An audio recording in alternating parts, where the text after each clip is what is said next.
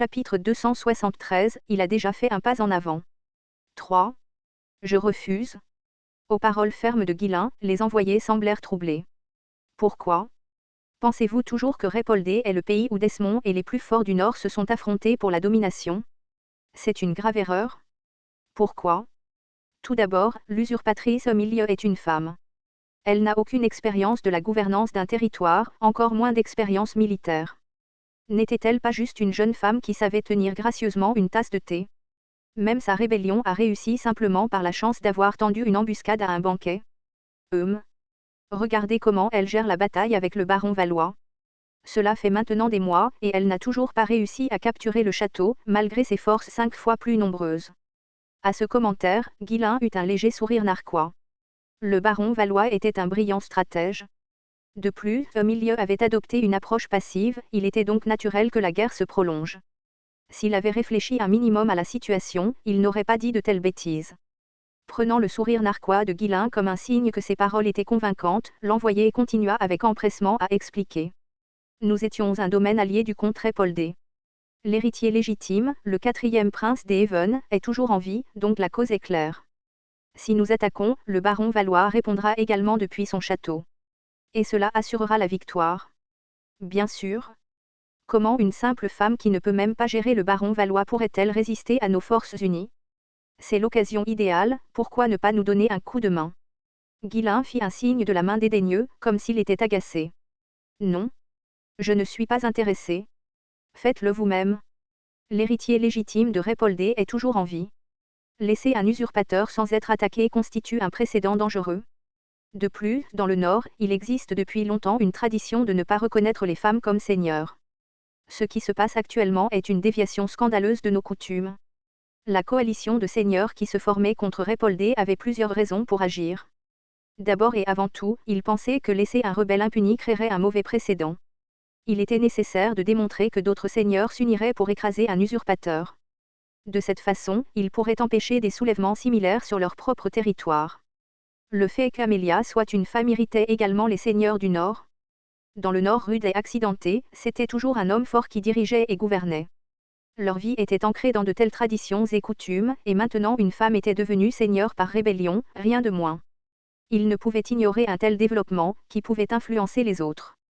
De petits changements apparemment insignifiants comme celui-ci pouvaient éventuellement faire changer l'opinion publique. Les seigneurs, toujours soucieux de préserver leur pouvoir, ne pouvaient ignorer une telle menace. Bien que ces raisons aient de l'importance, le facteur le plus important se trouvait ailleurs. Répoldet est une terre vaste et fertile. Si nous aidons le 4e prince des Even, nous pourrions obtenir une partie du territoire en compensation, comme le veut la coutume. C'était la vraie raison. Ils cherchaient à profiter du chaos qui régnait à Répoldet et à se le partager. Leur dédain pour Omilieu n'a fait que faciliter leur décision. Après avoir écouté leur fervente persuasion, Guillain sourit à nouveau. Tu vas tuer Omilieu? Avec quelqu'un comme toi. Dans la vie précédente de Guillain, même le roi des mercenaires n'aurait pas pu tuer Omilieu. Si cela avait été possible, il l'aurait fait dès qu'il aurait régressé. Desmond visait Ferdium et ne pouvait pas agir immédiatement contre elle. C'était la seule raison pour laquelle elle était laissée seule. Elle était si dangereuse. L'idée que ces imbéciles incompétents la battent était risible. De plus, les ambitions d'Amélia ne se limiteraient pas à la simple revendication du siège de comtesse de Répoldet. Néanmoins, ces imbéciles étaient un élément nécessaire de la stratégie de Guillain pour le moment.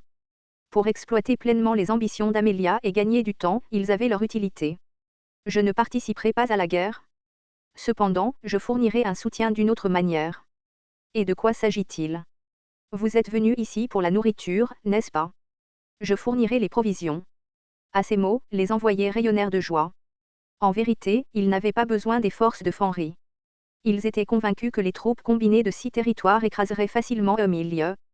Leur principale préoccupation était d'obtenir suffisamment de nourriture pour soutenir la campagne, ce qui n'était pas une tâche facile.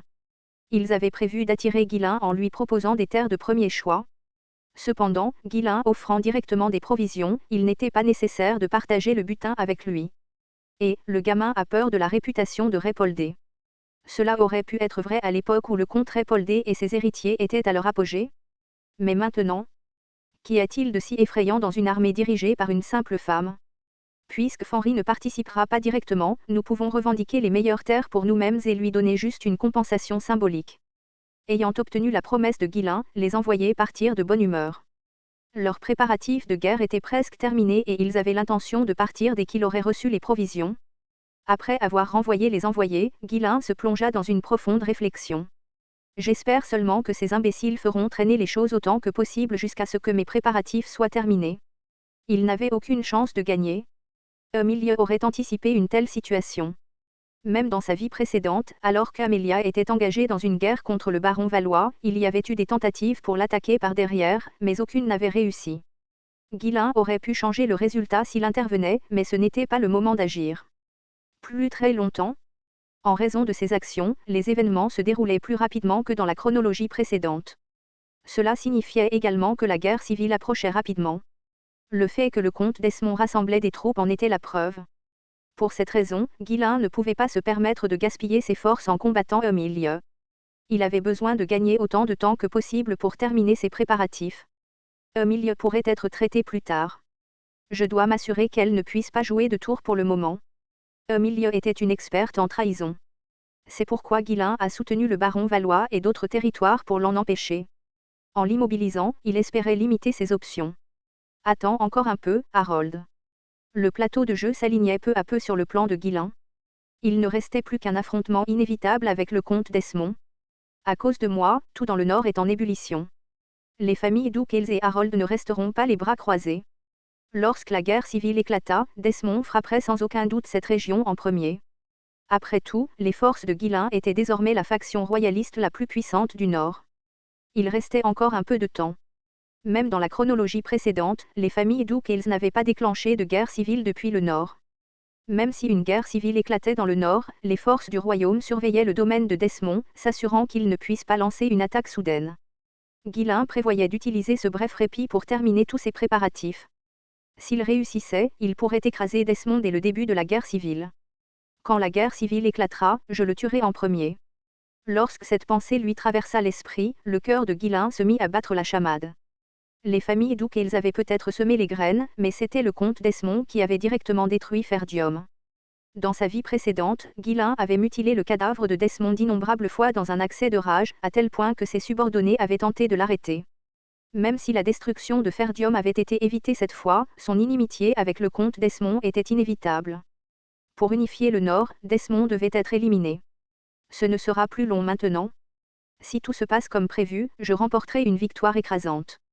Grâce à cette résolution, Guilain se concentra sur les préparatifs de guerre et l'entraînement de ses troupes. Un jour, peu de temps après, alors que Guilain était en réunion avec ses serviteurs, un messager fit irruption dans la salle, la voix pressante. Le comte d'Esmond a mobilisé son armée. Il marche vers nous. L'expression de Guilain se durcit. Ses préparatifs n'étaient pas encore terminés. Il a déjà bougé. Les familles Doukels ne montrèrent aucun signe d'action. Desmond, qui avait toujours agi avec prudence et suivi leurs ordres, agissait désormais de manière indépendante. Et ce malgré la surveillance étroite des forces du royaume. Pour la première fois depuis sa régression, un événement inattendu perturba le tableau que Guilain avait si soigneusement établi. Avançons vite. Maintenant, on dit que le comte d'Esmond a mobilisé ses forces. Le commandant de la 2e Légion, le vicomte de Horon, sauta hors du lit en apprenant la nouvelle au cœur de la nuit et commença à déplacer ses troupes. Leur destination était un point d'étranglement différent de celui où ils avaient intercepté les forces du comte Cabaldi auparavant. Ils devaient établir une position devant les forces de Desmond. C'était sa mission. Bon sang. Que se passe-t-il ici? Le vicomte d'Oron avait du mal à comprendre la situation. Il n'y avait eu aucune communication, aucune justification à la guerre. Le comte d'Esmond avait unilatéralement mobilisé son armée et avançait sur Fenry. C'était un geste imprudent, dénué de la dignité attendue d'un noble. Mais précisément à cause de cela, Doron le trouva d'autant plus terrifiant. Le suzerain le plus puissant du Nord, abandonnant son semblant de décorum. Cela ne pouvait que signifier qu'il était prêt à utiliser tous les moyens nécessaires. Doron se tourna vers son adjudant. Ils ont dit que son rythme n'était pas très rapide, n'est-ce pas? Est-ce qu'il fait juste une démonstration de force pour intimider Fenry? Ce serait l'idéal. Je ne pense pas que ce soit juste une démonstration de force. Pourquoi? Son armée compte 30 000 hommes. C'est pourquoi il se déplace lentement. Oh! Le vicomte d'Oron fut momentanément abasourdi. 30 000 soldats. Était-ce même possible? Même pour un grand seigneur, rassembler une force aussi massive semblait impensable. Le simple nombre fit frémir ses genoux d'incrédulité. Reprenant ses esprits, d'Oron cria de frustration. Bon sang! Comment suis-je censé arrêter 30 000 soldats avec seulement la seconde légion? Il n'avait aucune confiance en la victoire.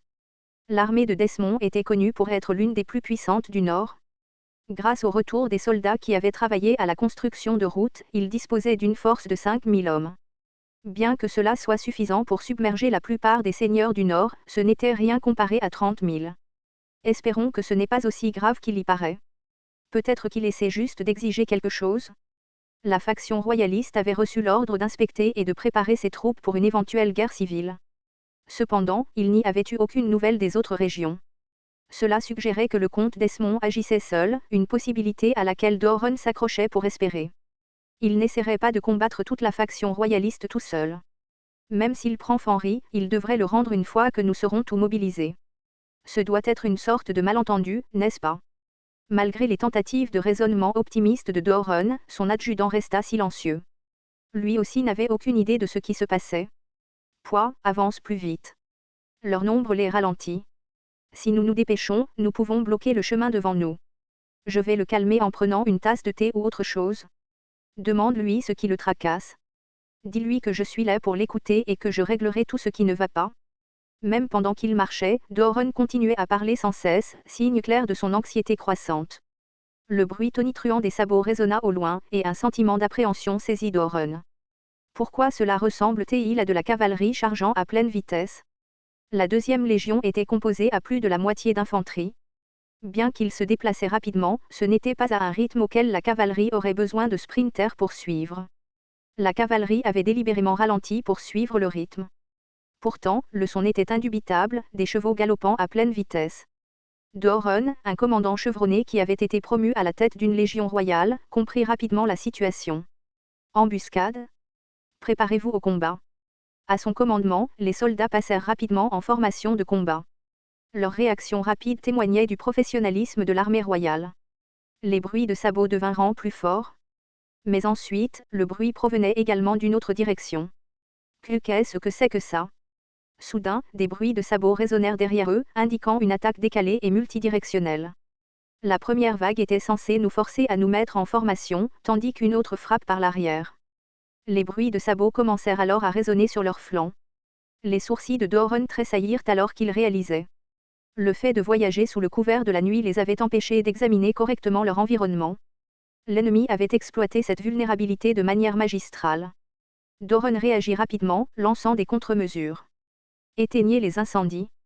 Plongez la zone dans l'obscurité et forcez une mêlée chaotique. Toutes les lumières furent éteintes, plongeant la zone dans l'obscurité. Alors que la première charge les toucherait inévitablement, la cavalerie perdrait ensuite ses repères et serait entraînée dans un combat désorganisé. C'était leur seule option. Bon sang, pourquoi la lune est-elle si brillante ce soir? Malheureusement, la chance de d'Oron avait tourné. Le clair de lune était inhabituellement brillant, illuminant le champ de bataille. Pire encore, il semblait que l'ennemi avait prédit sa réponse. Fous. Soudain, d'innombrables flammes jaillirent d'une direction, illuminant la zone. Près d'1 millier de torchers s'allumèrent. En voyant cela, d'Oron marmonna avec désespoir. Alors, ils avaient une autre embuscade en attente. L'ennemi était sérieux. Ils avaient l'intention d'éliminer l'armée royale et de marcher ensuite sur Fanry. Ouh! Un barrage de flèches enflammées pleuvait sur les troupes royales. Alors que les lumières ardentes remplissaient le ciel, d'Oron murmura. Le comte Desmond, il est devenu fou. Ses paroles furent interrompues par les flèches qui s'abattaient sans pitié. Boum boum boum. Arg. Pris au dépourvu, les soldats de la deuxième légion tombèrent impuissants. Ils étaient en mouvement et n'étaient absolument pas préparés à se défendre contre une attaque aussi soudaine et écrasante. Personne n'avait prévu que Desmond lancerait un assaut aussi imprudent sans préavis formel. Il menait essentiellement seul la guerre contre toute la faction royaliste, ce que personne dans le royaume n'oserait faire. La seule conclusion était que le comte Desmond avait perdu la raison. Les incendies commencèrent à se propager, illuminant le chaos tandis que le tonnerre des sabots s'intensifiait. La cavalerie de Desmond chargea dans les rangs désorganisés de la seconde légion de toutes les directions. Boum. Arg. Réformez les rangs. Vite. Entraînez-les au corps à corps. Les officiers crièrent désespérément, mais c'était inutile. L'armée de Desmond, l'une des plus puissantes du Nord, submergea facilement la seconde légion. Le vicomte d'Oron n'eut d'autre choix que d'admettre la vérité. Incroyable, c'est donc l'armée de Desmond. Ils avaient prévu les mouvements des troupes royales et s'étaient préparés en conséquence. La force principale avançait toujours lentement vers Fenry, préservant les apparences. Pendant ce temps, la cavalerie s'était détachée, faisant le tour de la ville pour lancer une embuscade parfaitement chronométrée. Il n'y avait qu'un seul commandant dans les forces de Desmond capable d'un tel génie tactique, un homme réputé dans le Nord pour sa maîtrise de la guerre de manœuvre. Emerson. Le même homme qui avait précédemment échoué à soutenir Cabaldi parce que Doran bloquait le chemin. Maintenant, il prenait sa revanche. Emerson sourit méchamment en chargeant vers Doran, son visage comme celui d'un diable. Vicomte Doran. En entendant le cri d'Emerson, Doran soupira et leva son épée. Il savait qu'il ne survivrait pas à la nuit. Son sort était déjà scellé. Mais, et les frais de scolarité de ma fille à l'académie? C'était la seule inquiétude persistante dans son esprit.